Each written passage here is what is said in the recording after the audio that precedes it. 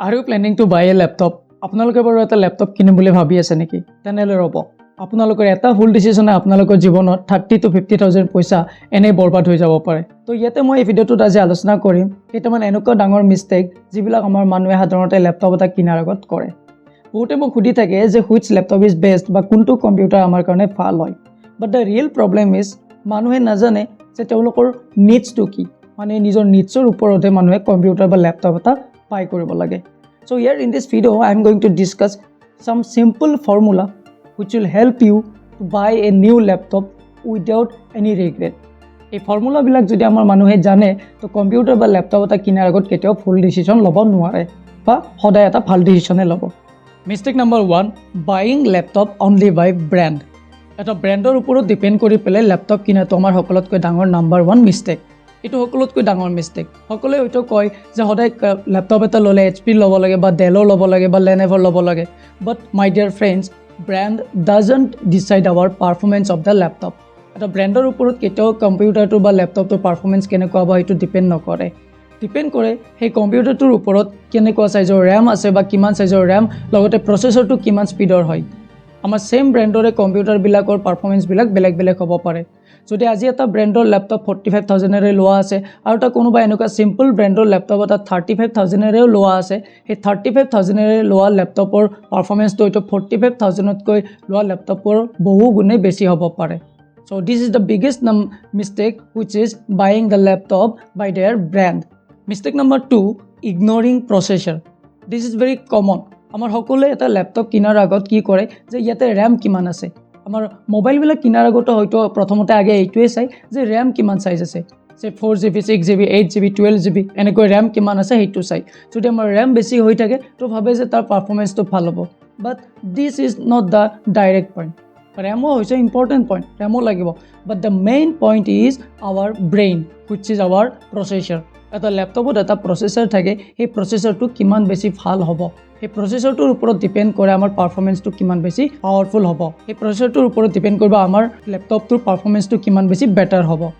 আমি যদি হাই লেভেল কাম কৰিব লগা হয় তো আমি হাই পাৱাৰফুল আমি প্ৰচেছৰ ল'ব লাগে।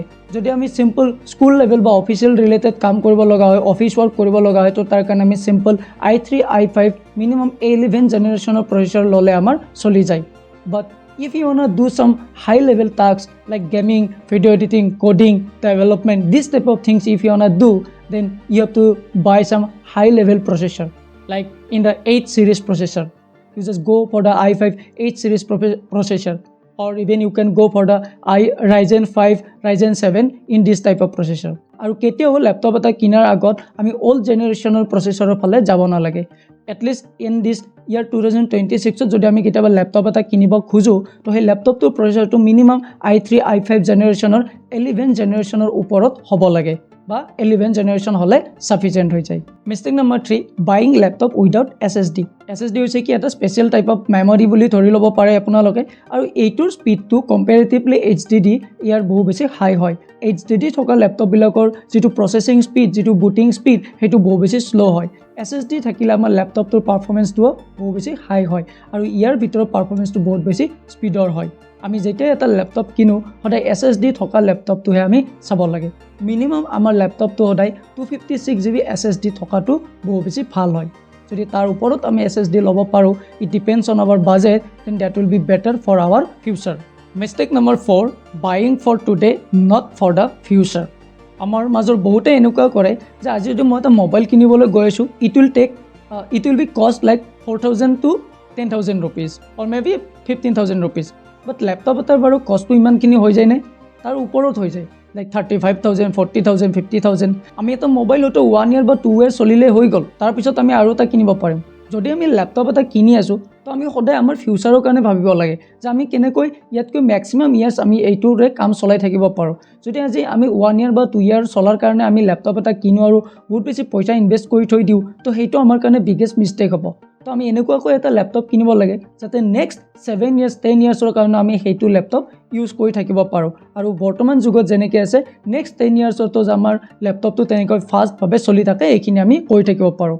Suppose বৰ্তমান টাইমত আমি এতিয়া কি কৰি আছোঁ যে as a student or as a normal worker we will do some online classes, we will do some online study, then will do some excel work coding work AI tools কিছুমান use কৰিম আৰু government এক্সামৰ কাৰণে আমি কিছুমান হয়তো মক test টাইপৰ এনেকুৱা ধৰণৰ কৰি থাকিম ৰাইট তো তাৰ কাৰণে হয়তো আমি মিনিমাম কি ল'ব লাগে আমি 8GB RAM আমি ল'ব লাগে but here number 1 things we have to keep in our mind which is আমাৰ সেই লেপটপটোত আমি RAM আমি ফিউচাৰত আপগ্ৰেড কৰিব পৰা ফেচিলিটি আছেনে নাই তাত ডিফাৰেণ্ট টাইপৰ স্লট আছেনে নাই যদি আজি আমাৰ 8GB RAM আছে আৰু 4 বা 5 ইয়াৰ্ছ পিছত মই সেই লেপটপটো ইউজ কৰিম আৰু মোৰ হয়তো হাই লেভেল কাম কৰিব লগা হ'ব তো তাত আমি RAM এক্সটেণ্ড কৰিব পৰা স্লট আছেনে নাই এইটো বস্তু আমি কম্পিউটাৰটো কিনাৰ আগত চাব লাগে next mistake number 5 ignoring service and warranty আমি যদি কেতিয়াবা কিবা এটা বস্তু কিনি আছোঁ তো কিনাৰ আগত আমি সদায় এইটো চাব লাগে যে ছাৰ্ভিচ ৱাৰেণ্টি তাত আছেনে নাই তাত যিটো ছফ্টৱেৰ আহিব তাত যিটো অপাৰেটিং চিষ্টেম আহিব তাত যিবিলাক মাইক্ৰ'ছফ্ট অফিচ ৰিলেটেড ছফ্টৱেৰ এইবিলাক থাকিব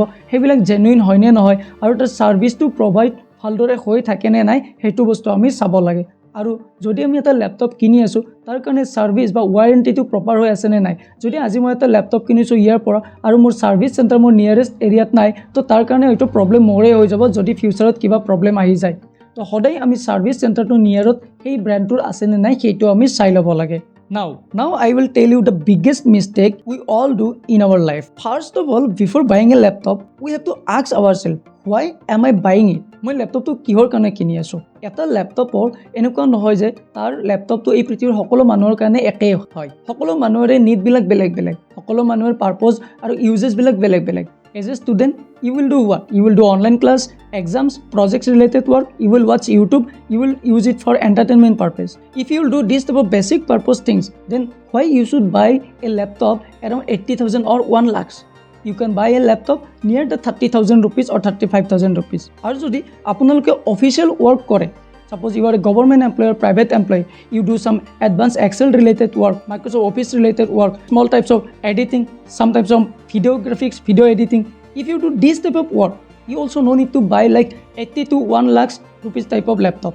You can buy one nearest 40 to 45,000 laptop এটা ল'লেও আপোনালোকৰ কাৰণে হৈ যায় য'ত আপোনালোকে মিড লেভেল কামবিলাক অতি সহজে কৰি থাকিব পাৰে Now if you are an advanced user like you do some video editing you do some photo editing you are a videographer or you maybe do some gaming you do some development related work you are a coder you are a developer if you do this type of high level work then you should buy a high demand performance laptop like you go for some high level purpose laptop that time you can buy a laptop around 70 to 80,000 laptop I hope আপোনালোকে এইখিনি বস্তু বুজি পাইছে আমি laptop এটা কিনাৰ আগত আমি সদায় নিজকে সুধিব লাগে যে why we are buying it আমি কি উদ্দেশ্যত ব্যৱহাৰ কৰি আছো যদি মোৰ কামটো 35,000 ৰ বাজেটৰ লেপটপ এটাৰে হৈ যায় তো 1 লাখ रुपीजৰ মই লেপটপ এটা লোৱাৰ কাৰণে প্ৰয়োজন কি আই হোপ আপোনালোকে মোৰ পইণ্টখিনি বুজি পাই আছে এজ এ ফৰ্মুলা এটা লেপটপ কিনাৰ আগত আপোনালোকে এইটো বস্তু মনত ৰাখি লওক if you are a student or if you are a job aspirant or you are doing a government job or private employee